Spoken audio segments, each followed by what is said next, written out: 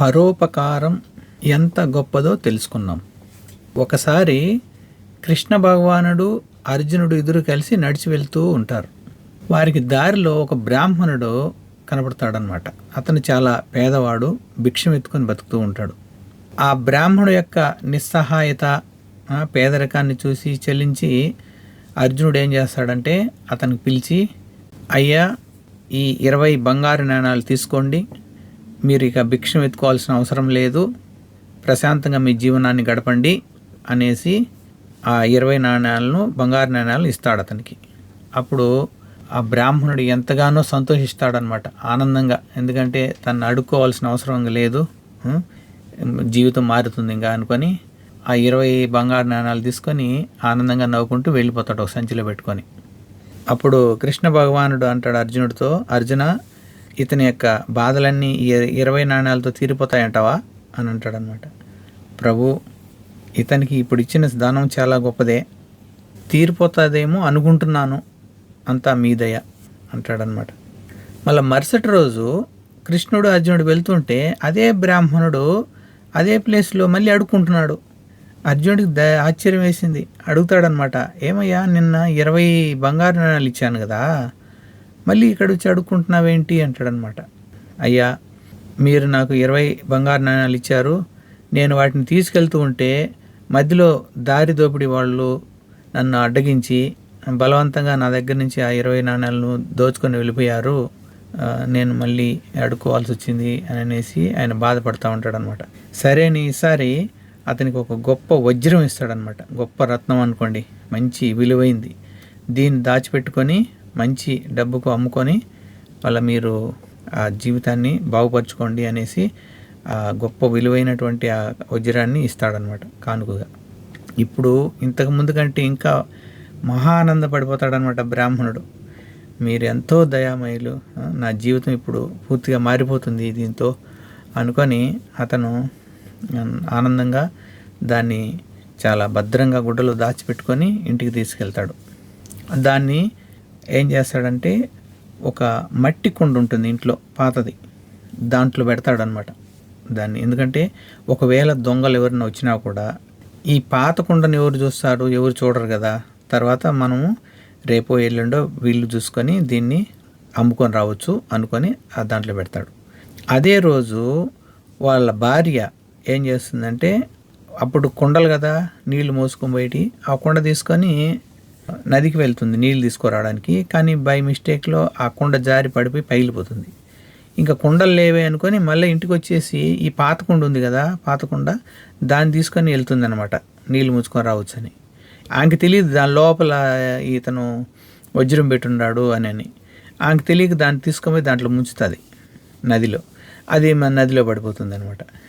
అవేమో నీళ్ళు తీసుకొని వస్తుంది కానీ ఆ కుండలో ఉండే అది పడిపోతుంది.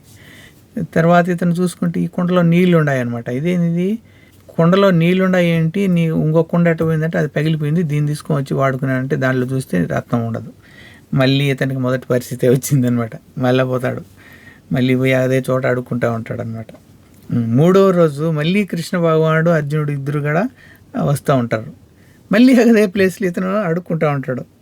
ఇదేంటయ్యా, ముందు బంగారు నాణాలు ఇచ్చాను, మళ్ళా వజ్రం ఇచ్చాను, ఏమైపోయినాయి ఇవన్నీ అంటే, నేను ఇంట్లో పెట్టున్నాను, మా ఆవిడికి తెలియక అది తీసుకొని పోయేసి నదిలో ముంచేసింది నీళ్ళ కోసం, ఆ కుండలోంచి అది పడిపోయింది పోయింది అనేసి బాధపడుతూ ఉంటాడు అనమాట. ఇప్పుడు కృష్ణ భగవానుడు ఏం చేస్తాడంటే 2 నాణ్యాలు, 2 పైసలు అన్నమాట, అంతే 2 పైసలు తీసి అతని చేతిలో పెడతాడు, ఇదో తీసుకో అనేసి. అతను సరే అని తీసుకున్నాడు. ఇచ్చినప్పుడు తీసుకోకుండా ఉండకూడదు, తీసుకుంటాడు. అతను నడుస్తూ ఉంటాడు అనమాట. అతని దగ్గర ఒక పాత కుండ ఉంటుంది అనమాట, కుండ. ఆ కుండతో నీళ్లు తీసుకొని ఇంటికి వెళ్తూ ఉంటాడు. ఈ 2 పైసలు కూడా చేతిలో ఉంటుంది, నీళ్ళు ఉన్నాయి చేతిలో, ఈ 2 పైసలు కూడా ఉంటాయి. ఈ 2 పైసలతో అన్నానికి సరిపోదు, అట్లని ఏమీ కొనుక్కోలేము, ఈ 2 పైసలతో ఏమొస్తుంది అని ఆలోచన చేసుకుంటా ఆ కుండతో నీళ్లు తీసుకొని వెళ్తూ ఉండే టైంలో ఒకటి చేపలు అమ్ముకునేవాడు వస్తూ ఉంటాడు అనమాట. ఆ చేపలు అమ్ముకునే బుట్టలో ఒక చేప ఎగిరెగిరి పడతా ఉంటుంది. అప్పుడు ఇతనికి అనిపిస్తుంది, అరే ఎగురుతుందంటే దీనికి ఏదో ప్రాణం ఉన్నట్టు ఉండదు, ఈ 2 పైసలతో చేసుకునేది ఏముండదు కాబట్టి ఆ 2 పైసలతో అతనికి ఇచ్చేసి ఆ చేపను తీసుకుంటే ఈ కుండలో నీళ్ళు వేసేసి తీసుకొని పోయి ఆ నదిలో వదిలేసి ఆ కనీసం అదన్నా బతుకుతుంది అనుకొని ఆ ప్లాన్తో అతను ఏం చేస్తాడంటే ఓయ్ ఆగు, ఇది ఈ 2 పైసలు తీసుకొని ఆ ఒక చేపని ఇస్తావా అంటే సరేలేని చెప్పి అతను ఆ చేప ఇస్తాడు. ఆ చేప తీసుకొచ్చి ఆ నీళ్ళలో వదులుతాడు, కుండలో తీసుకొని పోయేసి నదిలో వదులుదామని తీసుకెళ్తూ ఉంటాడు. ఇదేం చేస్తుందంటే ఆ నీళ్ళలో వదులుతానే అది నోట్లో నుంచి కక్కుతుంది. కక్కేటప్పటికి దాంట్లోంచి వజ్రం పడిపోతుంది, వజ్రం బయటకు వచ్చేస్తుంది. ఆ వజ్రం వచ్చేటప్పటికి ఇది ఆనందం అయిపోతుంది అనమాట. వెతుకుతూ ఉండే తీగ ఖాళీ తగిలినట్లు అన్నట్టు అతనికి ఆనందం కలుగుతుంది అనమాట. ఓ గట్టిగా దొరికేసావు, ఏది దాన్ని చూసి అంటూ ఉంటాడు అనమాట, వజ్రాన్ని చూసి. ఎప్పుడో పోగొట్టుకున్నాను కదా, దొరికేసావు అనేసి గట్టిగా అరుస్తూ ఉంటాడు అనమాట. ఎప్పుడైతే దొరికేసావని అరుస్తూ ఉంటాడో అప్పుడే అంతకుముందు ఇతని దగ్గర 20 బంగారు నాణ్యాలు లాక్కెళ్ళాడు చూడు దొంగ, అతను ఎదురు పడతాడనమాట.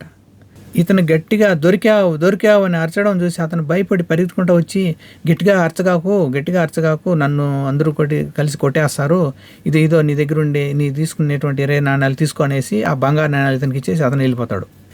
అంటే ఇతనికి ఒకే షాట్లో వజ్రం వచ్చేసింది, పోయిన 20 నాణ్యాలు వచ్చేసినాయి అనమాట. అప్పుడు కృష్ణ భగవానుడు అర్జునుడు అక్కడికి వచ్చేస్తారు. ఇతను ఆనందంగా వాళ్ళ దగ్గరికి వెళ్ళేసి జరిగిన స్టోరీ అంతా చెప్తారనమాట. కృష్ణ ఇది ఎట్లయింది ఈ మాదిరిగా ఇతనికి మొత్తం అన్నీ ఎలా వచ్చేసాయి అని అంటే అప్పుడు కృష్ణ భగవానుడు చెప్తాడు, మొట్టమొదటిసారి 20 నాణ్యాలు తీసుకునేప్పుడు నేను ఎలా ఈ 20 నాణ్యాలతో ఆనందపడగలనని సెల్ఫిష్గా ఆలోచన చేశాడు, పోయినాయి ఇవి. రెండవసారి వజ్రం వచ్చేటప్పటికి ఇంకా గొప్పగా ప్లాన్ చేశాడు, ఏ విధంగా నేను ఆనందంగా ఉండవచ్చు అని సెల్ఫిష్గా ఆలోచన చేశాడు, అది కూడా పోయింది. ఎప్పుడైతే మూడవసారి తన కోసం ఏమీ కానీ ఎక్స్పెక్టేషన్ లేకుండా నిస్వార్థంగా ఇది పరోపకారంగా చేయాలనే భావంతో ఎప్పుడైతే ఆ 2 నాణ్యాలైనా కానీ దానం చేశాడో, ఇంకొక ప్రాణిని రక్షించాలనే ఉద్దేశంతో పరోపకారంగా ఎప్పుడైతే చేశాడో ఆ ఫలితం వల్ల పోయిన మొత్తం అంతా తిరిగి వచ్చేసింది అనేసి చెప్తాడనమాట. ఈ కథలో మోరల్ ఏమిటంటే, అర్థం ఏమిటంటే మెయిన్గా కొంచెమైనా సరే నిస్వార్థంగా ఏమాత్రం ప్రతిఫలం ఆశించకుండా దానం చేస్తే ఎంతో గొప్పది త్యాగం అనేది.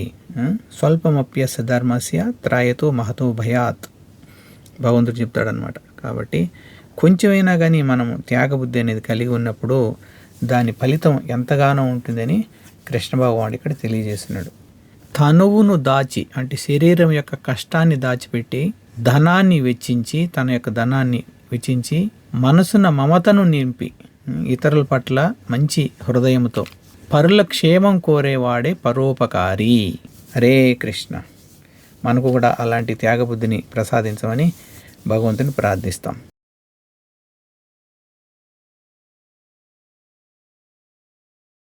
హరే కృష్ణ కృష్ణ కృష్ణ హరే హరే, హరే రామ రామ రామ హరే హరే. జగద్గురు శ్రీల ప్రభుపాదకి జై. అనంతకోటి వైష్ణవ భక్త బృందకి జై. శ్రీ హరినామ సంకీర్తన మహాయజ్ఞకి జై. నితాయ్ గౌర్ ప్రేమానందే. హరి హరి బోల్. హరే కృష్ణ.